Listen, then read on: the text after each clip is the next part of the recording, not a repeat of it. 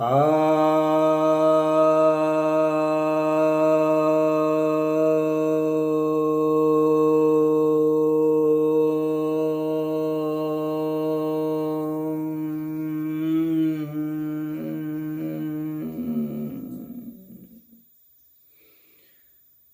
भक्तजनों को सप्रेम नमन।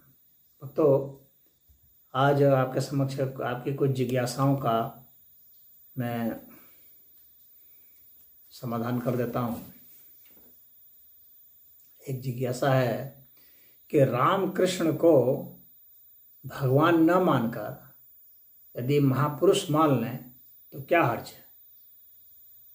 हम लोगों के पास उनके भगवान होने का प्रमाण भी तो नहीं है।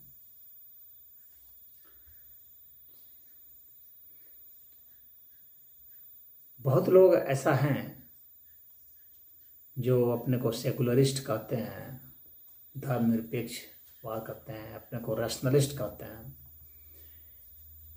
तो वे नास्तिकों के प्रभाव में आकर के या अन्य मतावलंबियों के प्रभाव में आकर के, जो कि मानते हैं कि उनका ईश्वर कहीं और दूर आकाश में रहता है, दूर आकाश की गहराइयों में, तो वे यह थ्योरी चलाते हैं और उनके थ्योरी से प्रभावित होकर के इस तरह के प्रश्न आते हैं कि इनको भगवान नहीं मान करके महापुरुष मान लिया जाए।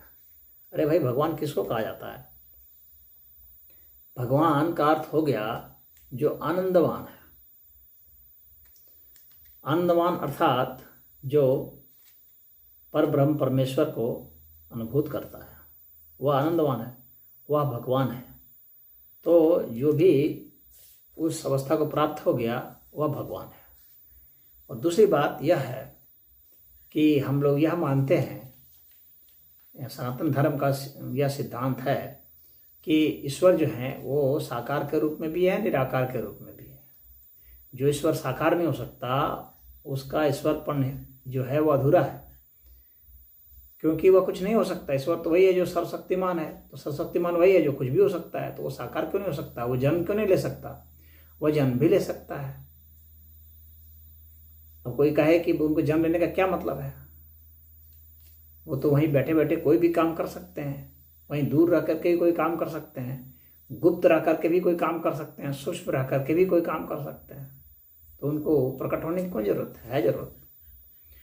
जैसे कोई भक्त है, वो चाहता है कि ईश्वर के साथ जो है मैं खेलूं, उनका स्पर्श करूं, उनसे बात करूं, उनके साथ सोऊं, उठूं, बैठूं, नाचूं, तो वह ईश्वर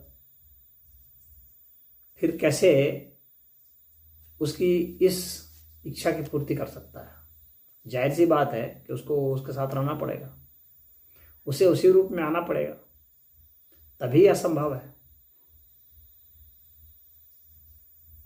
और यदि कोई दुष्ट ये सोचता है कि उसका संहार कैसे हो, सोचता है कि स्वयं भगवान ही मेरा संहार करें, मेरी जैसे होगी, तब ये कैसे संभव है? वो बैठे बैठे वो कैसे मार सकते हैं? यानी शत्रु की कामना यदि ऐसी है कि वो बैठे बैठे ही न मरना चाहे, बल्कि वो आपस में लड़के भिड़ के मरना चाहे भगवान से, तब कैसे वो इच्छा पूरी हो? तो भगवान इन सब कारणों की वजह से वे स्वयं आते हैं और जो निर्देश उन्हें देने हैं स्वयं आ करके, जो लोगों के बीच में रह करके दे सकते हैं, वह गोपनीय रूप से कैसे देंगे? तो तमाम इन कारणों की वजह से ईश्वर को अवतार लेना पड़ता है। तो यदि आप महापुरुष मान लेंगे तो अवतारवाद का जो सिद्धांत है वो धराशायी हो जाएगा, और ईश्वर साकार रूप में आ सकते हैं वह सिद्धांत भी धराशायी हो जाएगा। तब तो होगा ईश्वर नहीं आ सकते, वो रूप धारण नहीं कर सकते। फिर उनमें पूर्णता की जो बात की जाती है कि ईश्वर पूर्ण है, वह संभव नहीं होगा कहना। फिर हम कैसे कह पाएंगे कि ईश्वर पूर्ण है? फिर हम यह नहीं कह सकते, क्योंकि वो आकार नहीं बन सकते। तो ईश्वर की पूर्णता पर भी, उस सिद्धांत पर भी विराम लग जाएगा, उसका प्रैक्टिकल रूप नहीं होगा। तो इन कारणों की वजह से राम और कृष्ण को महापुरुष मानने से काम नहीं चलेगा, उन्हें ईश्वर माना जाता है। इसीलिए तो ईश्वर के रूप में प्रकट हैं, क्योंकि उन्होंने महानतम कार्य किए, वैसे कार्य जो कि शताब्दियों में नहीं हो सकते हैं।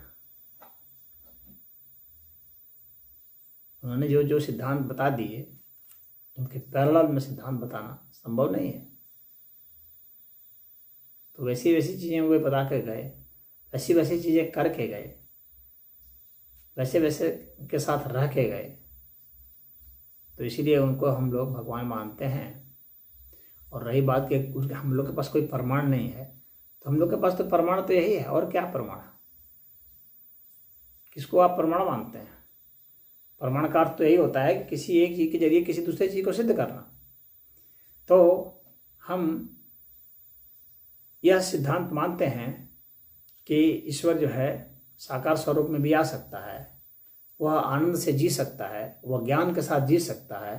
तो इस तरह से जो जी करके गया है, आनंद के साथ, ज्ञान के साथ, वीरता के साथ, इन सारे गुणों के साथ वह जी करके जो गया है, एक आदर्श रोल मॉडल बन करके गया है, तो और क्या प्रमाण चाहिए भगवता के लिए?